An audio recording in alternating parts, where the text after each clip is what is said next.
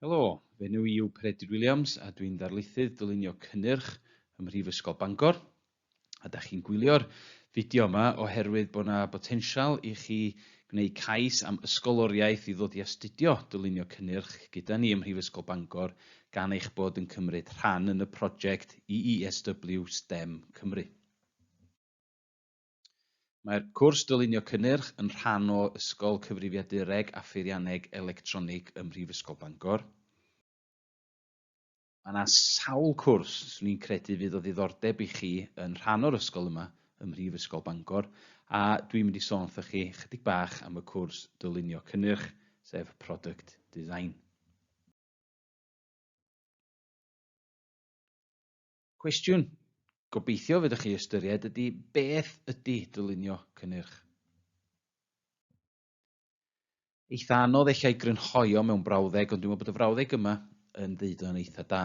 Dylunio cynnyrch yw'r broses o ddychmygu, creu ac ail-greu cynhyrchion neu wasanaethau sy'n ymateb i anghenion pobl neu fusnes. Dyma mewn ffordd ydy'r craidd be da ni'n datblygu o fewn ein myfyrwyr. Ond pam ddylech chi ystyried astudio dylunio cynnyrch? Di'r ffaith efallai nad ydych yn astudio dylunio cynnyrch lefel A ddim yn mynd i fod yn faich i chi beidio astudio fo ar gwrs gradd. Efallai bod rai o'r geiriau yma ar y sgrin yn disgrifio chi fel person. Mae o'n sicr yn disgrifio'r myfyrwyr sydd gennym ni. Ydych chi'n hoffi creu pethau? Ydych chi'n hoffi creu newid yn y byd? Ydych chi'n bobl sy'n gallu gweld problemau ac yna meddwl am datrisiadau? Fysach chi'n hoffi dylanwadu ar y dyfodol fyddwch chi'n rhan ohono fo? Ac ydych chi'n berson greadigol? Wel, os ydych chi, eich bod chi'n ddylunio'r cynnyrch, ac eich bod chi jyst ddim yn gwybod hynny eto. Lle mae'r myfyrwyr ni yn mynd i weithio ar ôl graddio? Mae'r ystod o waith yn eang, ond fe welwch ar y sgrin yma a'r sgrin nesaf rhai o'r gwaith yna a'i teitls nhw yn y swyddi yna.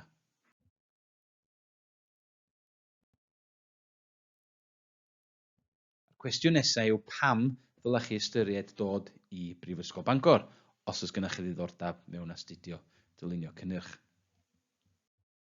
Yn syml, un o'r prif elfennau fedra ni roid i chi ydy bod chi'n cael mynd ar 3 lleoliad i ddiwydiant dros y 2 blynedd. Fyddwch chi'n cael mynd i fewn â cwmnïau ac yn gweithio efo nhw ar brosiectau a cynnyrch sydd yn dod i'r farchnad. Mae hwnna'n andros o bwysig i'ch gyrfa chi yn dilyn graddio o fewn y brifysgol. Mae'n rhoi cyfle i chi brofi yn y meysydd hynny da chi'n mynd i fwynhau, ac eich wneith o hefyd gadarnhau i chi be da chi ddim eisiau wneud. Mae'r 2 fath o brofiad yna yn bwysig, ond mae myfyrwyr ni yn mynd ar hyd a lled y wlad.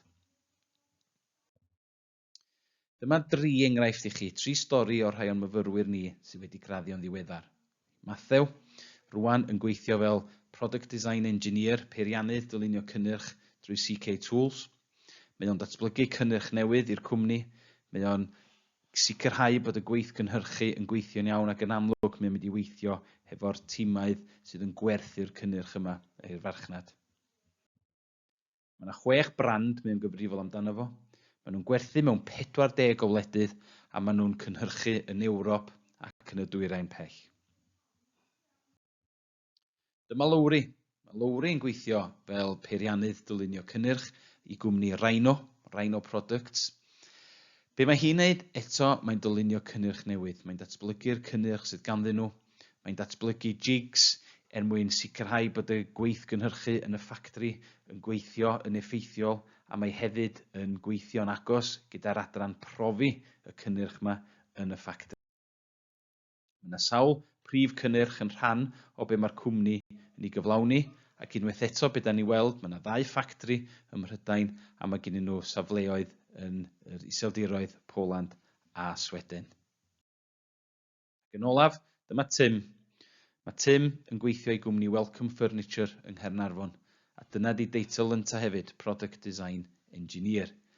Yn ogystal â dylunio cynnyrch newydd i'r cwmni, mae o hefyd yn trafod hefo'r gweithgynhyrchu ar y ffactri, neu siŵr bod rheina'n effeithiol, gweithio hefo'r pobl sydd yn prynu, a'i brosiect diweddara ydy gweithio o fewn virtual reality i werthu y cynnyrch yma a dangos i bobl be maen nhw'n brynu cyn iddyn nhw brynu.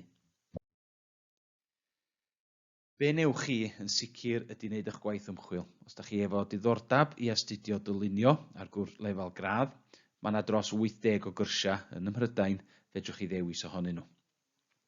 Gnewch eich gwaith ymchwil. Gnewch yn siŵr bod chi'n gwybod beth ydych chi'n gael. Un o'r pethau da ni'n falch iawn ohono ydy bod ni'n dod allan yn uchel iawn o ran lle mae'n graddedigion ni sydd yn graddio a wedyn yn mynd ymlaen i gael swydd. Mae hyn wan yn dod â fi nôl at graidd y cyflwyniad. Gan bod chi'n rhan o'r prosiect EESW, mi fyddwch chi wedyn yn gymwys i wneud cais am ysgoloriaeth. Da ni'n mynd i roi un ysgoloriaeth i fyfyriwr sydd wedi bod drwy'r prosiect yma. Mi fydd yr person llwyddiannus yn derbyn 1,500 o bunnoedd yn daladwy yn y flwyddyn gyntaf. Ac wrth gwrs, os oes chi'n hoffi unrhyw fwy o wybodaeth ar ein cwrs ni, neu unrhyw gwrs arall, mae fy manylion cyswllt ar flaen y cyflwyniad yma. Pob lwc yn y prosiect.